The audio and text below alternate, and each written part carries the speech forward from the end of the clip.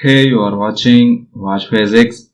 Never forget to subscribe this channel and hit the bell icon. In this video, we are explaining a very important topic of class 9th physics, which is equation of motion. There are three equations of motion that can be used to derive components such as displacement, velocity, time and acceleration. ये हमारे पास तीन type की equation of motions होती हैं जिनकी help से हम different components जैसा कि डिस्प्लेसमेंट, वेलोसिटी, टाइम और एक्सेलरेशन को डिराइव कर सकते हैं या इनको इंटर रिलेट किया जा सकता है. Consider a body moving with initial velocity vi in a straight line with uniform acceleration a. कि सपोज करें कि एक बॉडी स्ट्रेट लाइन में मूव कर रही है यूनिफॉर्म एक्सेलरेशन a के साथ. उस वक्त उसकी जो इनिशियल वेलोसिटी है उसकी वैल्यू vi है. Its velocity become vf after time t. कुछ टाइम के बाद उसकी फाइनल वेलोसिटी vf के इक्वल हो जाती है. The motion of body describe by speed time graph. इस बॉडी की मोशन को रिप्रेजेंट करने के लिए हम स्पीड टाइम ग्राफ को यूज करते हैं, जैसा कि आपके सामने ये डायग्राम को ड्रा भी किया गया है. Got this point? अब हम फर्स्ट ऑफ ऑल एक्सप्लेन करते हैं फर्स्ट इक्वेशन ऑफ मोशन को. Speed time graph for motion of a body की मोशन के लिए हमारे पास ये स्पीड टाइम ग्राफ है. अब मैं इसको लेबल करता हूं. ये आपके पास पॉइंट C है और पॉइंट B से ड्रा की गई लाइन जो x एक्सिस के ऊपर इंटरसेक्ट कर रही है उस पॉइंट को मैं पॉइंट D का नाम देता हूं.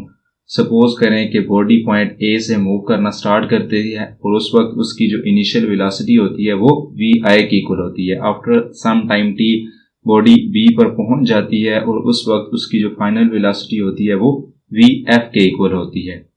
Got this point? Slope of line AB gives acceleration of body. हमारे पास जो लाइन AB है ये बेसिकली एक्सेलरेशन को रिप्रेजेंट करती है. अगर हम स्लोप ऑफ लाइन को फाइंड करना चाहें, slope of line is equal to a mean acceleration is equal to bc over ac. अब ये मैंने कैसे राइट किया bc ओवर ac? बेसिकली जो एक्सेलरेशन हम स्लोप फाइंड करने जा रहे हैं, अगर आप ऑब्जर्व करें तो ये हमारे पास एक ट्रायंगल शेप बनती है. तो एक्सेलरेशन ट्रायंगल का हाइपोटेनस है. तो हाइपोटेनस को फाइंड करने का फार्मूला होता है परिपेंडिकुलर ओवर बेस. तो यहाँ पे आपके पास जो परिपेंडिकुलर है वो इक्वल है BC के और जो बेस है वो इक्वल है AC के. इस वजह से स्लोप ऑफ लाइन एक्सेलरेशन जो है उसको हमने इक्वल लिखा BC over AC. Got this? Acceleration is equal to BD minus CD over OD. तो मैंने यहाँ पे BC को रिप्लेस किया है BD माइनस CD के साथ. ऐसा मैंने क्यों किया है? तो इसका सिंपल सा आंसर ये है कि हमारे पास जो लाइन BC है इसकी वैल्यू हमें नहीं पता.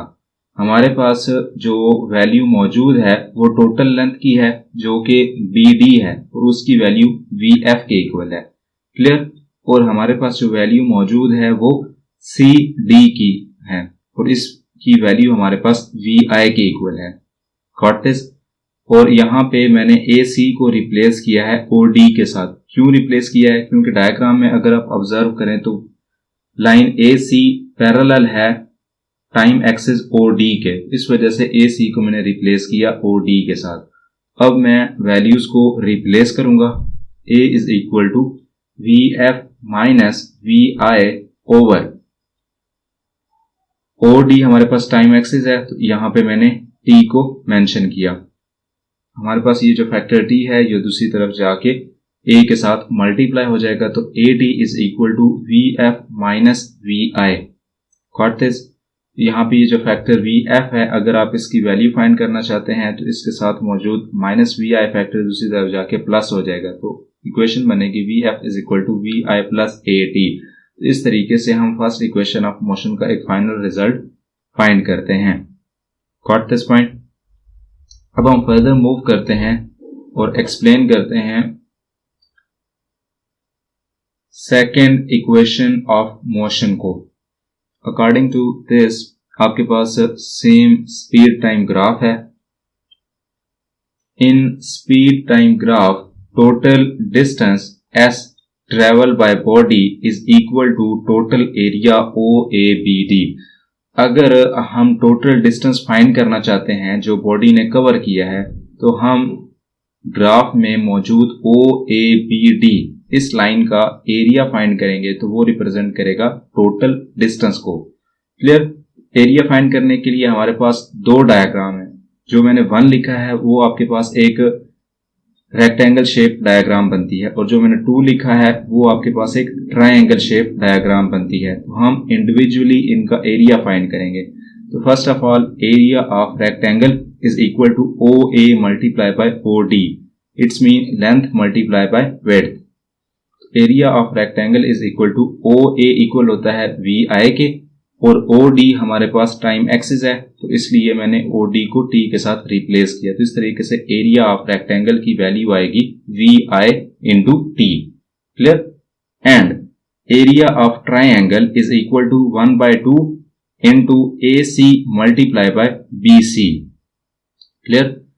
तो area of triangle is equal to 1/2। AC हमारे पास टाइम एक्सिस के पैरेलल है, तो इस वजह से AC की जगह पर मैंने T रिप्लेस कर दिया।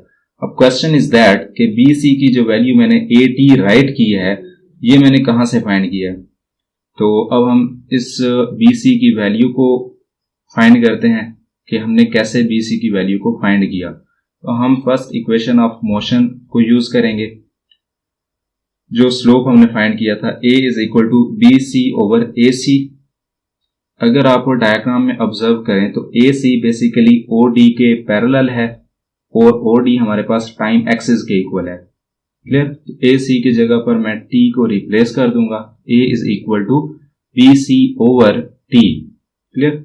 ये जो फैक्टर T है ये दूसरी तरफ जाके A के साथ मल्टीप्लाई हो जाएगा। इस तरीके से हमारे पास BC फैक्टर की वैल्यू आ जाएगी which is equal to AT।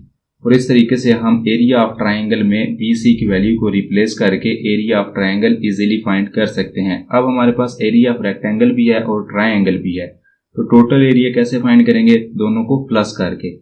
Total area OABD is equal to area of rectangle plus area of triangle. Clear? Total area OABD, और इस टोटल एरिया को हम S के इक्वल राइट करते हैं। क्लियर? एरिया ऑफ रेक्टेंगल हमारे पास है VI into T plus area of triangle हमारे पास है 1/2 AT स्क्वायर। क्लियर? तो इस तरीके से हमने सेकंड इक्वेशन ऑफ मोशन का एक फाइनल रिजल्ट फाइंड किया, टोटल एरिया फाइंड किया, जो कि हमारे पास इक्वल है S के। Got this?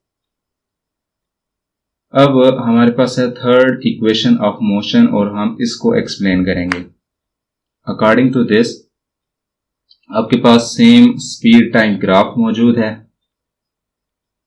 In speed time graph the total distance travelled by body is given by total area OABD under the graph। Third equation of motion में भी हमने टोटल डिस्टेंस ही find करना है, जैसा कि सेकंड इक्वेशन ऑफ मोशन में हमने find किया है। तो सेकंड इक्वेशन ऑफ मोशन में हमने OABD होल डायग्राम को स्प्लिट करके इंडिविजुअल एरिया फाइंड किया था, एरिया ऑफ ट्रायंगल और एरिया ऑफ रेक्टेंगल। लेकिन थर्ड इक्वेशन ऑफ मोशन में हम इस डायग्राम को स्प्लिट नहीं करेंगे, हम होल डायग्राम का एरिया फाइंड करेंगे। तो इसको डिफरेंट तरीकों से फाइंड किया जाता है। हम फर्स्ट इक्वेशन ऑफ मोशन को यूज करेंगे। फर्स्ट इक्वेशन ऑफ मोशन का फाइनल रिजल्ट हमारे पास है VF is equal to VI plus AT। हम इस इक्वेशन का दोनों तरफ लेंगे square. VF whole square is equal to VI plus AT whole square. यहाँ पे ये जो फैक्टर VI plus AT है, ये हमारे पास mathematical formula A plus B whole square उसके अकॉर्डिंग इसका स्क्वायर ओपन किया जाएगा। तो उसके अकॉर्डिंग जब हम इसका स्क्वायर ओपन करेंगे तो हमारे पास इस टाइप की एक इक्वेशन बनेगी।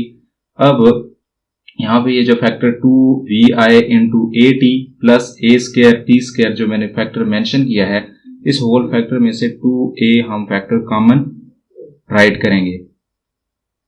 तो मैंने फैक्टर 2a को कॉमन राइट करके बाकी इक्वेशन को सेम एज इट इज लिखा। क्लियर? यहाँ पे ये जो factor vit plus 1/2at square है, ये basically second equation of motion का फाइनल रिजल्ट है, जो कि हमारे पास टोटल एरिया है और उसको हम s के इक्वल राइट करते हैं। तो हम इस टोटल एरिया को s के इक्वल राइट कर देंगे। vf whole square is equal to vi square plus 2a into s। इस इक्वेशन को मैं रीअरेंज करके लिखूंगा 2as is equal to vf square minus vi square. इस तरीके से हमने थर्ड इक्वेशन ऑफ मोशन का भी फाइनल रिजल्ट फाइंड किया।